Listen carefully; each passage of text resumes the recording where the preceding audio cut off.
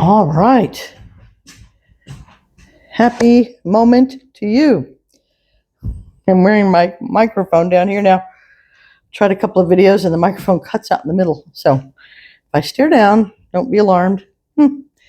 So we are on, what are we on? Number four. And this is a topic, anger.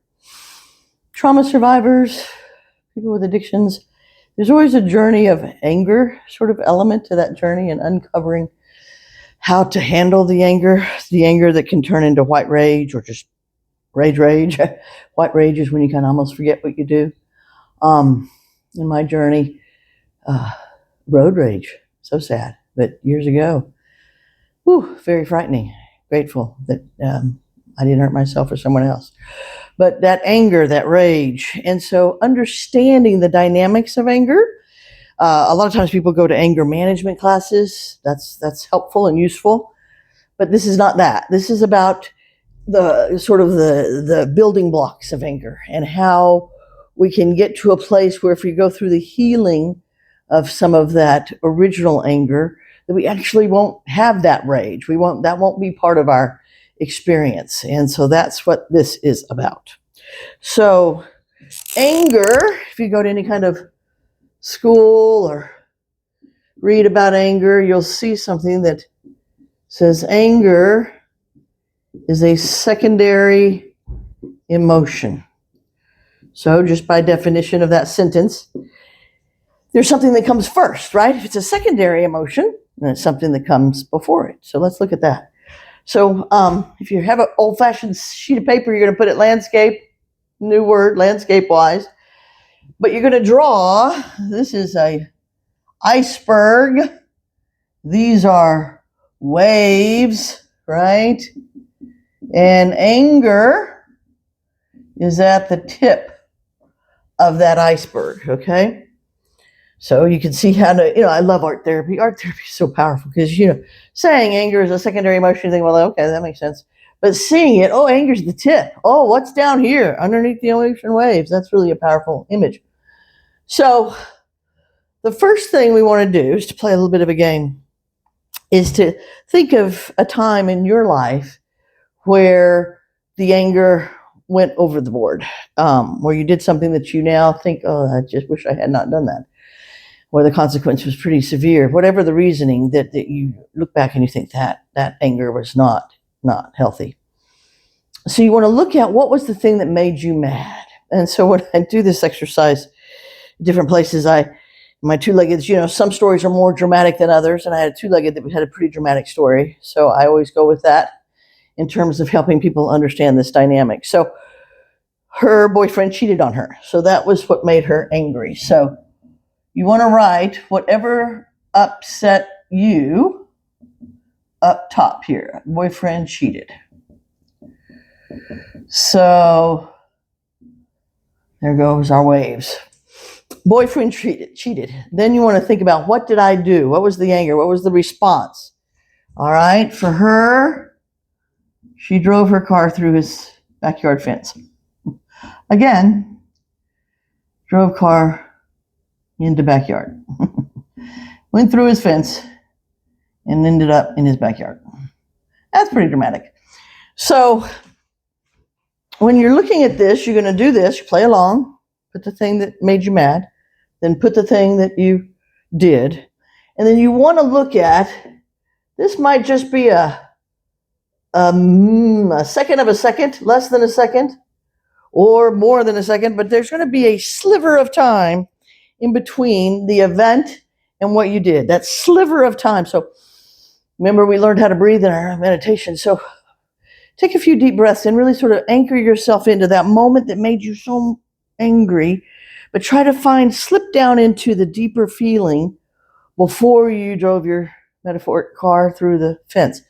What were the feelings? So I think, if I'm remembering correctly, she had feelings of betrayed.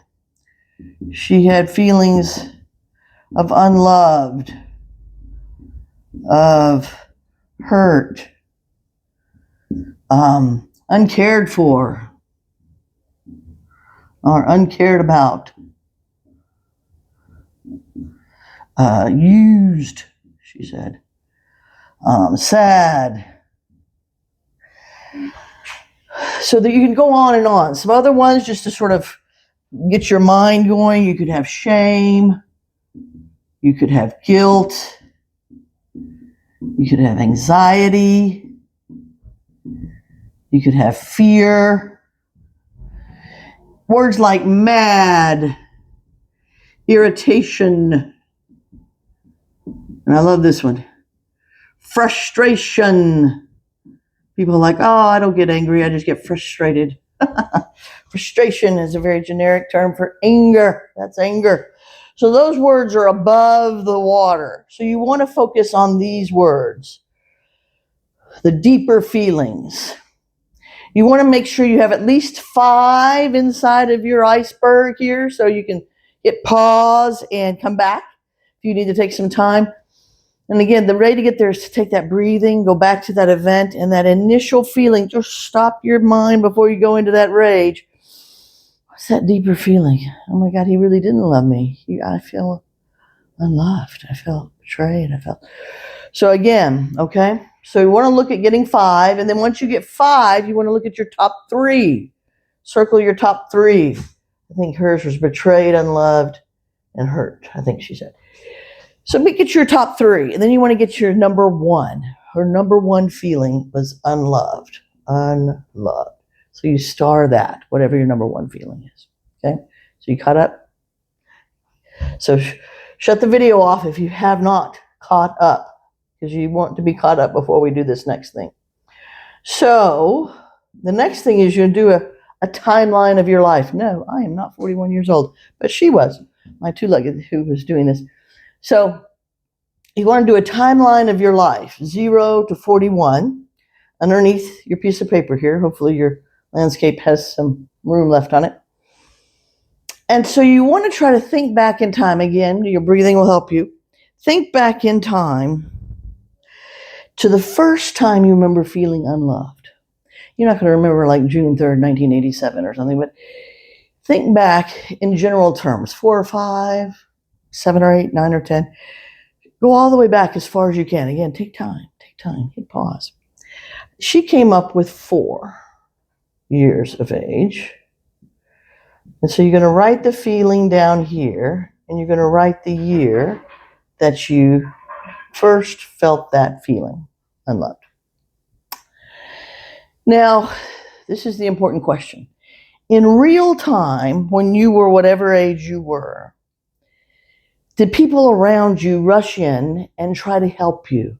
Oh, honey, we're so sorry you had that experience at school where you were bullied, that thing happened, that child, they're so sad in their own life, but we love you, and what do you need? Do we need to get you in therapy? Do you need to talk to your best friend or your uncle that you love? How do we get you reconnected to knowing how precious you are, how loved you are? Get that sense, that feeling out and healed in real time. If that happened, then you want to go to the next time in your life that you had that feeling. Because what we're looking for is the first time that you can remember that you had that feeling, and maybe there was lots of valid reasons, but the people around you who probably did love you didn't rush in to heal you in real time. So from an art therapy standpoint, we would put a box around that, unloved, and we would say that was locked inside of you, not healed. Okay? Then the idea comes, begin to ponder. Have there been other times that you felt unloved over the 4 years to 41 years? And if we were to do, again, a little art therapy project, might it look something like this? That every time an event happened and you felt unloved, there was really no either time to slow down and get yourself into therapy, or time, no, you understanding it, that you were even operating under this sort of formula that you were just burrowing, learning to talk, feelings inside and just kind of building them up. It was not conscious. But now when you think about it, you can see it, and it would sort of look like this. So that's what you want to kind of get to that point in your own journey, to be able to say, yeah, I see that now. I see that now. So what is significant to understand is that when this happened, it triggered this. And because of this, you did that. This woman I was working with, I mean, anybody really, at the end of the day, that's not what anybody that's healthy and whole, that's not what we would do, right? If we know our value, if we know how precious we are, someone cheats on us, we're like, baby, that's it, it's over. Maybe you get into marriage counseling and you have one more try, but basically there's something going on with you that you need to fix because I'm not going to put up with that. I'm not going to live in a relationship where that's something that you think is an option because I know my value. So you would never do something really just craziness like that because you know your value. Those crazy, quote unquote, actions that we take come from a place of not knowing our value, not knowing the truth of how loved and precious we are. So we act in ways that is not the truth of us. So the idea of trying to get down to this is like, oh, there's a lot going on right there, right? And so change, any kind of change, emotional change, follows three sort of things. So the first thing that we look at with change, look at me, see, I always catch myself, at least I catch myself this time pretty quickly. The very first thing for change, the very first thing is awareness. So I love this metaphor, and I think trauma survivors really need to understand this metaphor. And certainly if incarceration has been part of your journey to understand this as well, it's really significant. So until we're aware that we're living out this sort of unconscious loop of unresolved trauma, it's like living in a very small room full of furniture and it's pitch black. No light, can't see anything, and you're living there. And so you're just going along your way. You're just walking, and all of a sudden you hit a lamp, and the edge of it in your eye, right above your eye, starts bleeding. And you're like, oh my goodness, what's happened? What was that? Oh, I have to sit down. Oh, I'm bleeding. Maybe I need stitches. I'm going to have to deal with this. I'm going to handle this. I'm going to heal this event. Okay, I got it. I'm done. I'm healed. My eye is fine. Whew, I know that was the wrong way to go. I'm going to go this way. I'm smart. I know what I'm doing. I have reason. I'm going to go this way. Boom, hit something right above the table edge. And you start bleeding again right above your knee. What the heck? How did that happen? What on earth? I went the different way. And you got to stop. Deal with the knee. So that unresolved trauma has you trying different things in all sorts of different ways and continually getting just banged up, bruised up, bleeding. What awareness does is it flicks the light on in that room. Once you fully understand, I have unresolved trauma. I have been walking around in this muck, in this room full of furniture that's been completely unaware to me. I haven't known that I have all this furniture in my room because I've been in the dark. But now I'm in the light. I see it. I see it. I have awareness. Now I'm getting some choice to come in. I have awareness. Oh, I can see. Now what do I want to do? I have some choices. So change gets us into action. Talking, not walk. That's not...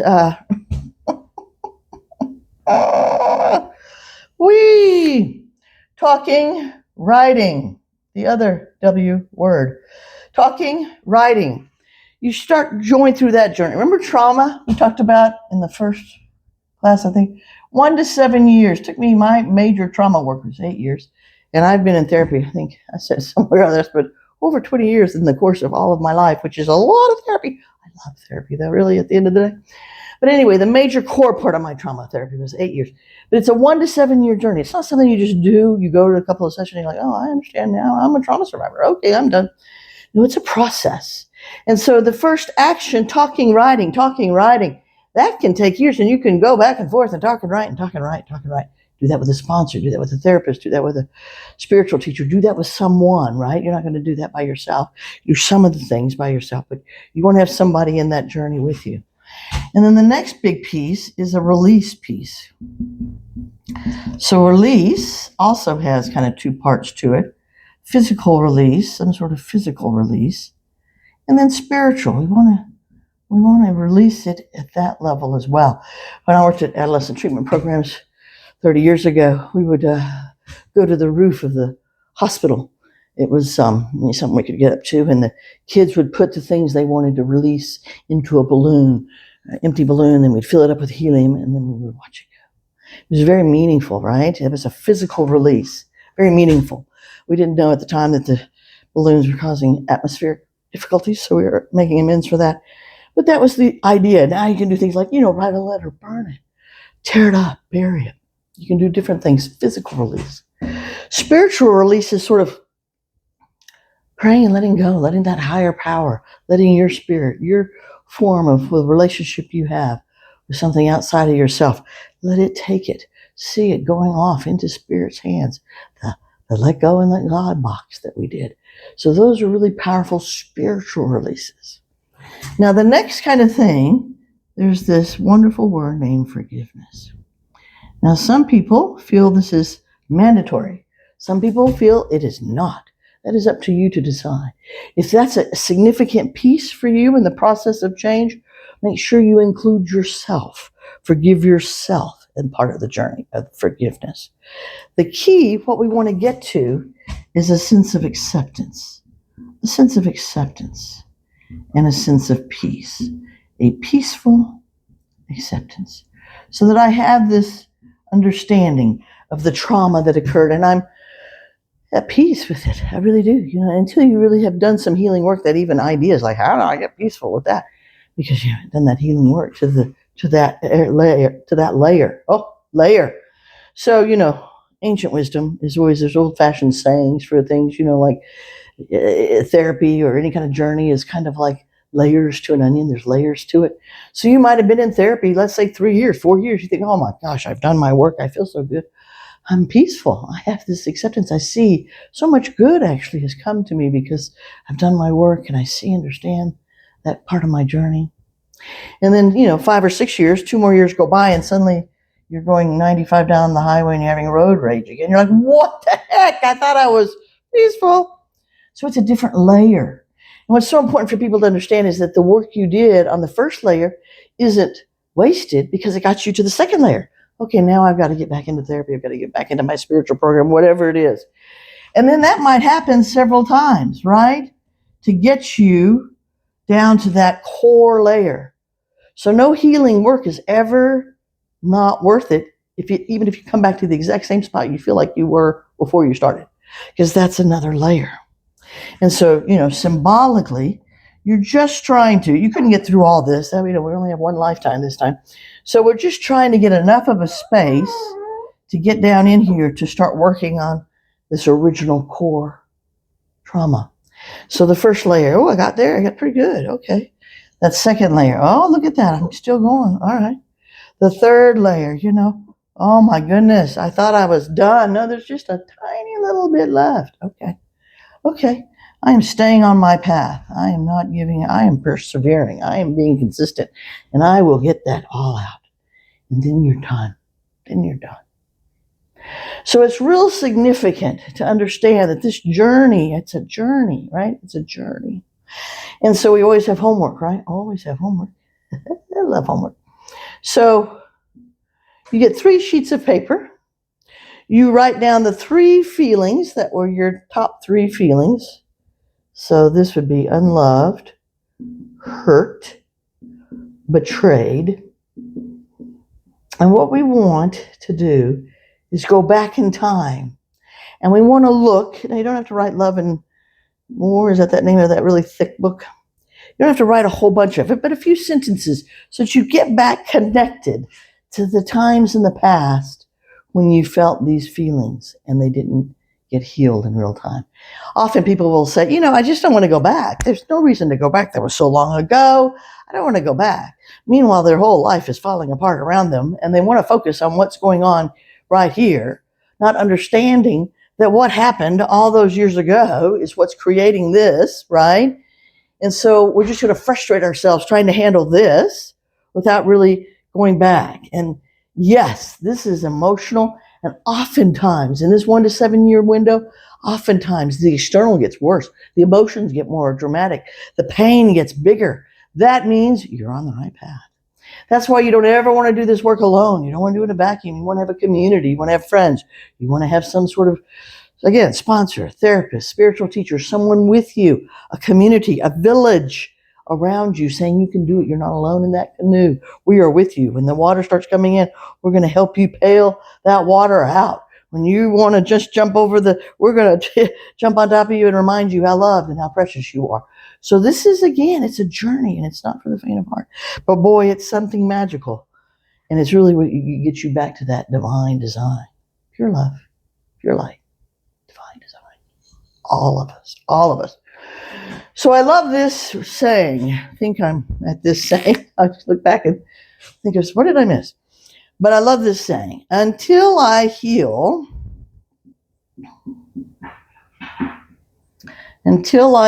my then and there, my then and there, my then and there control my here and now.